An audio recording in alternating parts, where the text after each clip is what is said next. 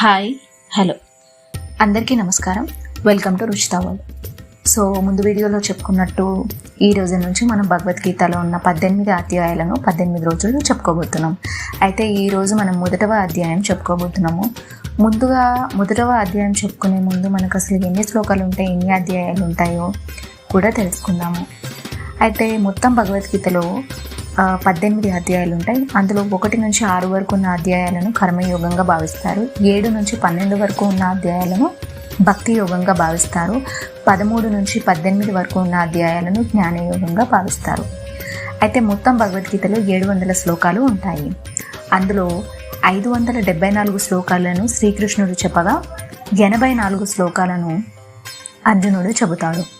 41 శ్లోకాలను సంజయుడు చెప్పగా 1 శ్లోకాన్ని ధృతరాష్ట్రుడు చెప్తాడు.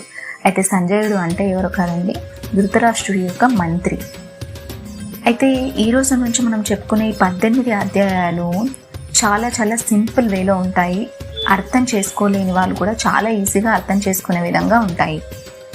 అంటే చాలామంది భగవద్గీతను చదవలేకపోతూ ఉంటారు కదా, వాళ్ళ కోసం అన్నమాట. అండ్ అలాగే కొన్ని విషయాలు మనకి చదివినా కూడా అర్థం కాని విషయాలు కూడా మనం ఈ వీడియోలో తెలుసుకోబోతున్నాము. సో ఇంకెందుకో లేట్, మొదలు పెట్టేద్దాం. మొదటవ అధ్యాయం అర్జున విషాద యోగం అని పిలుస్తారు దీన్ని. ఇప్పుడు మనం కథలాగా చెప్పుకోబోతున్నాం.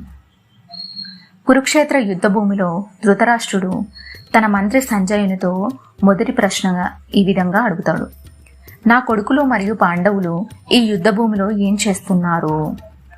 ఈ ప్రశ్నలోనే ధృతరాష్ట్రంలో ఉన్న భయం, లోపం మరియు పక్షపాత భావన తెలియజేస్తాయి. ఎందుకంటే పాండవుల పట్ల తాకిడి లేదు అనే విషయం మనకు కనబడుతుంది. పాండవులు ఎవరు?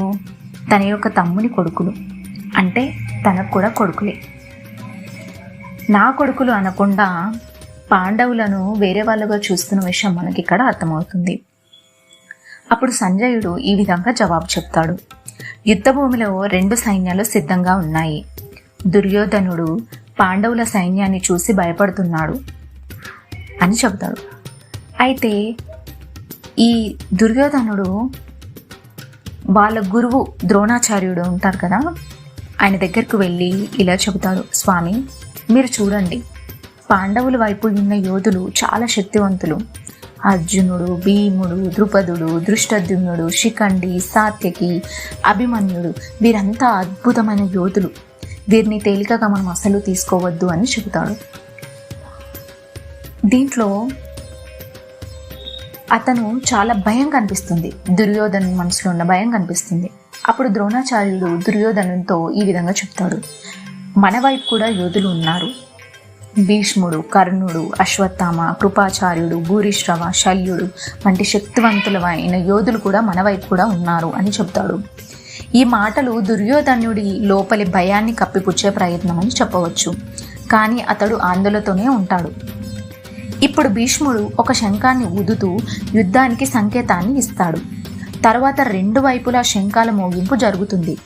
కౌరవుల శంఖానాదానికి ప్రతిస్పందనగా పాండవుల శంఖాల శబ్దం ఆకాశాన్ని చీల్చేస్తుంది. ఇది ధర్మపక్షాన ఉన్న శక్తిని సూచిస్తుంది. ఈ సమయంలో అర్జునుడు తన రథసారథి అయిన శ్రీకృష్ణుణ్ణి ఈ విధంగా అడుగుతాడు: ఓ కేశవ, ఈ 2 సైన్యాల మధ్యలో రథాన్ని తీసుకెళ్ళండి. నేను ఈ యుద్ధానికి ఎదురుగా ఉన్న వాళ్ళను నా శత్రువులుగా చూద్దామనుకుంటున్నాను అని అడుగుతాడు.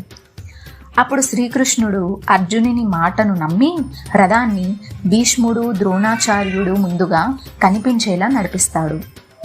అక్కడ ఆ శత్రు సైన్యంలో అర్జునుడు తన బంధువులను, మిత్రులను, గురువులను, అన్నదమ్ములను చూస్తాడు.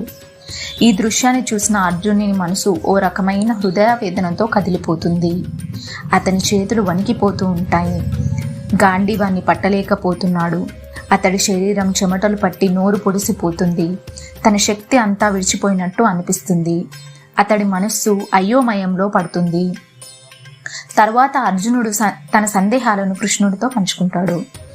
ఈ యుద్ధభూమి వల్ల నాకేం లాభం కృష్ణ?